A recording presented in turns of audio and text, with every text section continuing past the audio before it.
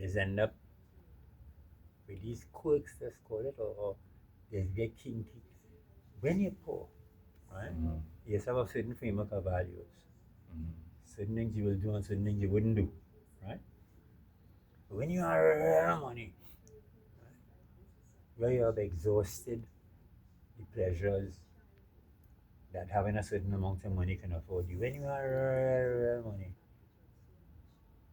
you know what's turning you on? Doing what you would normally call the wrong thing. I wonder what what would be like to fuck a little child boy, you know, or sexual aberration, even though it's not necessary. It is important to know. As an within certain boundaries so as to be relevant and rational. Right? When you have plenty of money, you may be surprised to know the things that would start to appeal to you because you're accustomed doing the normal things that everybody doing. Right? So you you have been able to satisfy and exhaust the familiar normal pleasures. So you started want to get kinky because you had the money to get kinky. They was talking about they was trying to PDD. they was trying to You get kinky like PDD I'm not going to say PDD. that's what they say about the and Epstein and yeah. No, and you see, so sometimes a blessing to not have so much.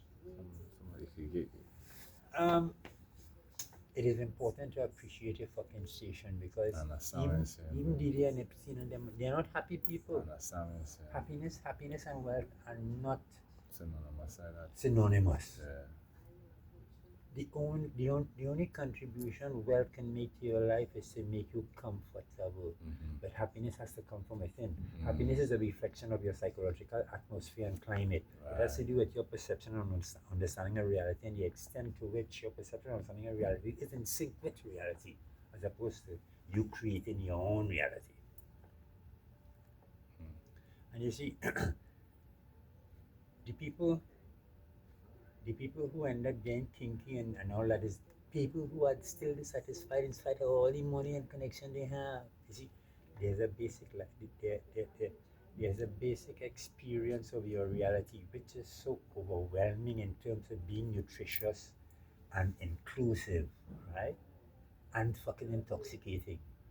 That all that kinkiness, you realize it is irrelevant. It is not it is neither right nor wrong. It just is not relevant or important. It, it is important to be able to see things outside the lens of fucking right and wrong. It's whether you need it or not. What is its value? Does satisfying this kink bring pain to life? And this is an important barometer and gauge as far as morality is concerned. Am I being a source of pain and discomfort or obstruction in the life and unformed of another human being? Because you see, in the final analysis, we are all one fucking being. We are all one being. Right? We are experiencing this oneness through the lens of individuality. Right? But the individuality doesn't disqualify or displace the oneness. And one of the beautiful things about evil people like Netanyahu when they're dead, right? This is one of the beauties. In death, or after you die, there's an experiential recall, right? Kind of going through the experiences that you have lived. But here is the beauty of it. You see all these people like Netanyahu fucking kill you with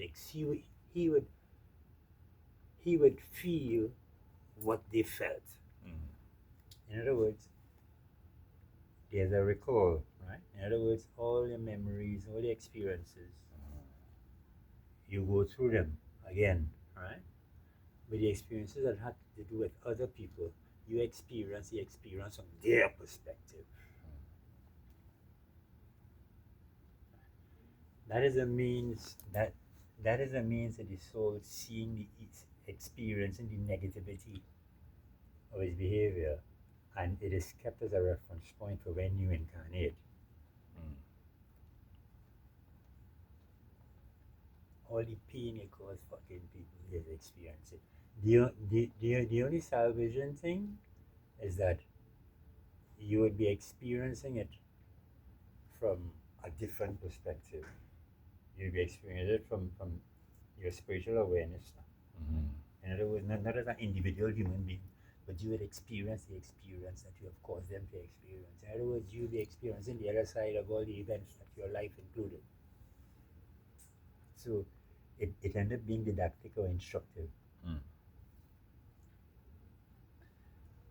And this is not a destination, this is a fucking depot. Mm-hmm. Right? You existed before you were born, and you continue to exist when you die, because birth simply has to do with the alignment between you, who are awareness or spirit being, with the physical form. So the same with the alliance at the beginning, it is going to end. Mm-hmm. Right? So it is important not to, and maybe it's only in that sense, or maybe that is one of the senses in which they say, stop seeing here as the be all and end all of things now. Stop making your goals things in here. Mm-hmm. You know? Storing your treasures. Laying up your treasures on earth. Do not lay up your treasures on earth. What does the Bible say about that? Yeah, in Matthew, I think he said, do not lay up your treasures on earth where moth and rust that lie, but lay up your treasures in heaven where no thief could Heaven, break through and steal. the term heaven there is used to refer to that, the awareness of ourselves as spiritual beings. You know, you'd be surprised at how fucking powerful we are. One, one of the preconditions of becoming human is a loss of memory. You know? In other words, we are spirits. Spirits are extraordinarily powerful centers of energy. Right? Spirits are creators by nature. Right? But to be born as a human being, we have to forget all our spiritual powers and abilities so as to be able to fit into this context in order to develop in the particular area we choose to focus our attention, or the particular area we choose to emphasize within this human experiential context. Right? We are extraordinarily powerful beings.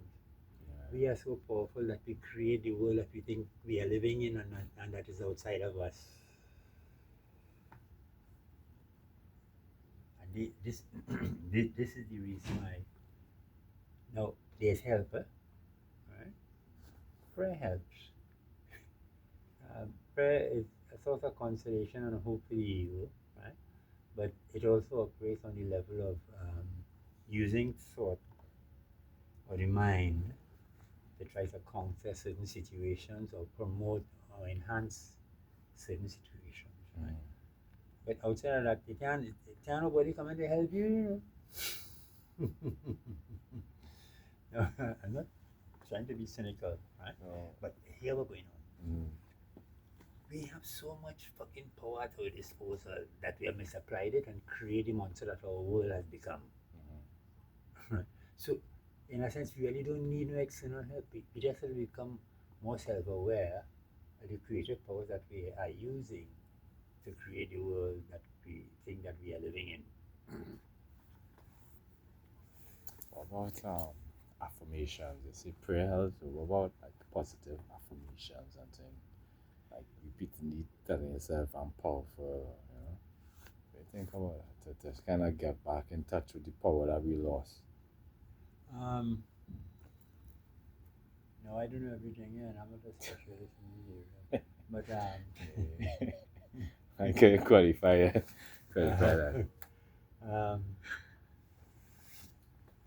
the only reason one would be using an affirmation is because one was unconsciously affirming certain things that has affected one. So one is being reactionary, one is trying to counter what one was doing before is like changing your affirmation. Mhm. Let's say initially you were affirming unconsciously, Mhm. and you decide to get into positive affirmation, right? Now, that is using the mind to overcome the mind. Mhm. And because all affirmations are mental activity. But the real goal, Mhm. and you're in an ideal situation for that, you know. You still living by yourself? Yeah. Right. You see that? Yeah. Like a kind of You monk have the mode. opportunity to try to become more peaceful mentally, Mhm. right? To pay more attention to your thinking, Yeah. right? To try to see if you could grasp being aware of the fact that you're aware. I know I don't I no I don't know what nobody else's world is like. I just surmise and assume, right? Because the only world I know is my world, Mhm. right? But trying to put aside time, right? Where you take a bath and you know and you just close your eyes because the eyes are distraction. Because wherever you see that activate the memory that connect to where you see and all that. Mhm. But try to focus on the darkness. Try to Mhm. see focus on the darkness. But don't see the darkness as in front here. See the darkness as behind here. Okay. Okay. More the back than the front. Mhm. Because there's nothing in front here. Mhm. While at the same time there's something here because don't don't take that to the extreme and you walk into that wall and bust your fucking head, man. So there's something in front here. But this is real, but simultaneously it is not real. It is real as a picture in the mirror. You see a picture in the mirror. But if you want it, alright, let's say you're looking in the mirror and you see a frown on your face. Mhm. Right? You don't try to manipulate the mirror so that your face would smile, Mhm. because that's a waste of time. The change has to take place here, Mhm. and then you will see the change in the mirror, right? So we have this idea that the world is ahead of us and this direction, and here is it. It's more in the back there. and Just and, and, and, and even the gland that is responsible for our psychic sensitivity, the pineal gland, is in the back here. back. Yeah, it's supposed to be, Right. if you could get a triangle, the three of Right. them, Right. between here and the back here, right? But because of our because of our understanding and perception of the world based on indoctrination, we think that the world is in front of us Mhm. and we are living in it. We are in now. The world that you know is in you, Mhm. literally in you. Mhm. It's just for practical purposes you behave as though the world is outside. And nothing is wrong with that because other people are doing it. But in terms of dealing with the reality of your existence and what's going on, you have to realize your world is upside down. Most of what you have been taught, Mhm. right, is a kind of ancestral ignorance, and not simply ancestral ignorance. There were people who sat down and decided what you would read in books. Interesting. Before you take up a book, you know how much work has gone into that. Plus the intent of the author, the intent of the publisher. Mhm. One of the benefits of what's going on in Palestine is what in the dark is now coming to light. People now coming to realize that the Zionists control the fucking world. When I say control the world, they control the world. The Jews. Yeah. Money run things. Right? And they are the people who control all the central banks. The Rothschild family control the central banks in the fucking world. Right? and money run things. Whatever money don't run, you can buy. Hmm. These are the people who run the world. Hmm. They run the world, they control the media, they control the politicians, they control the fucking priests.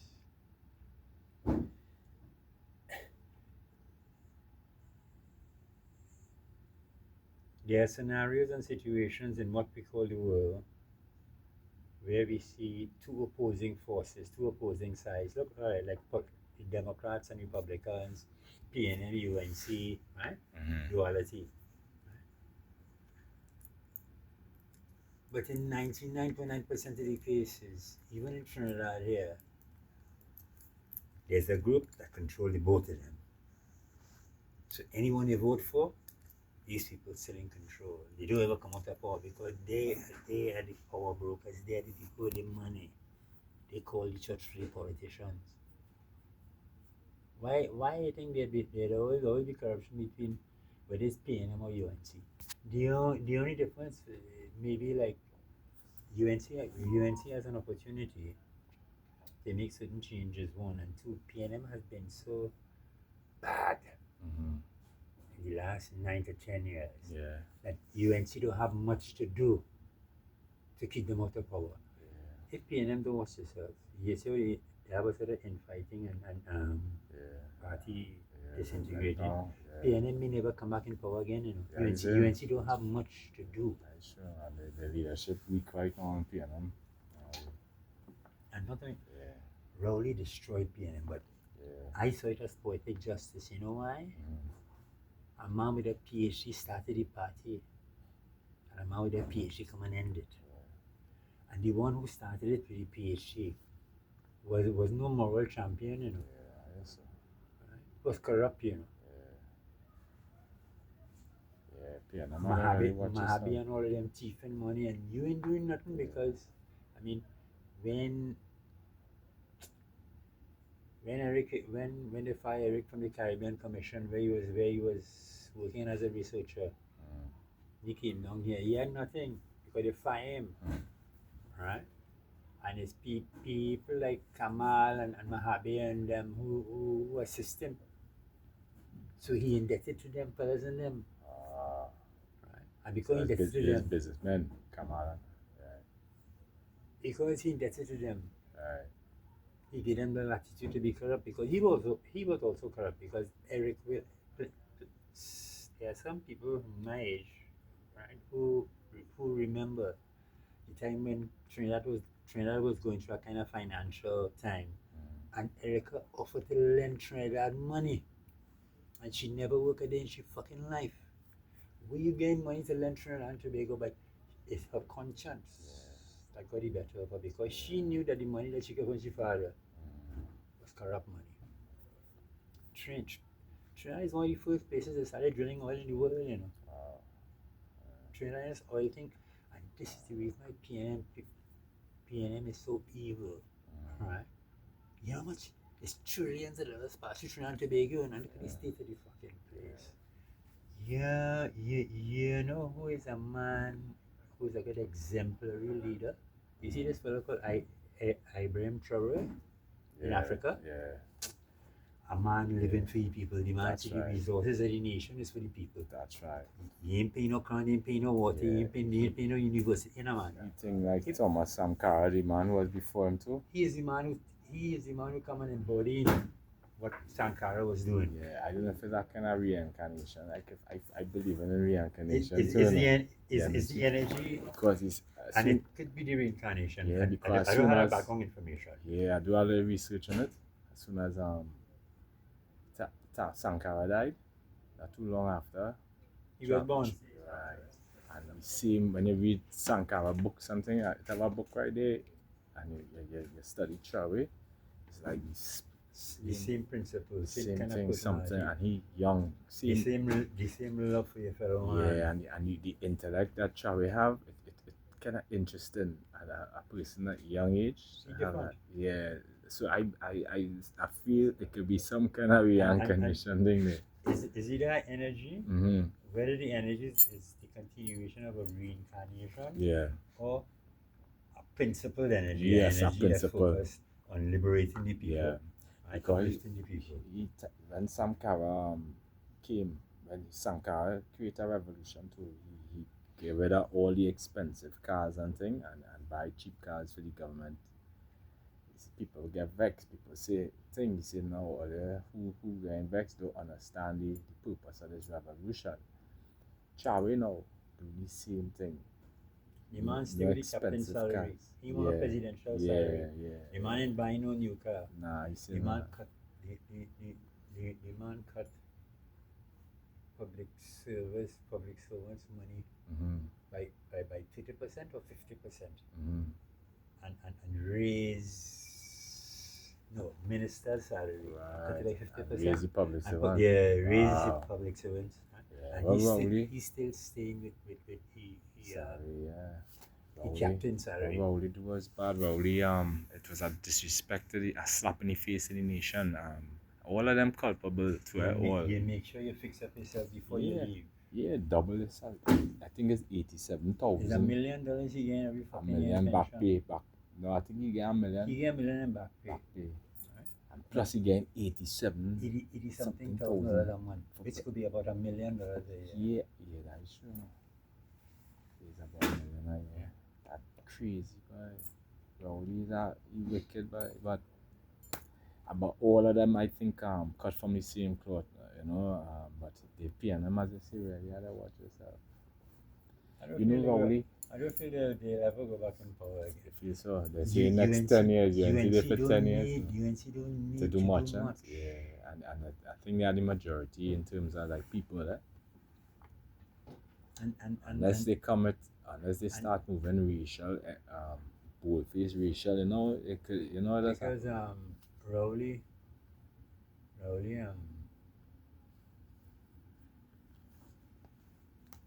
Rowley started racial plus racial to your own people. he is a front man, Yeah. They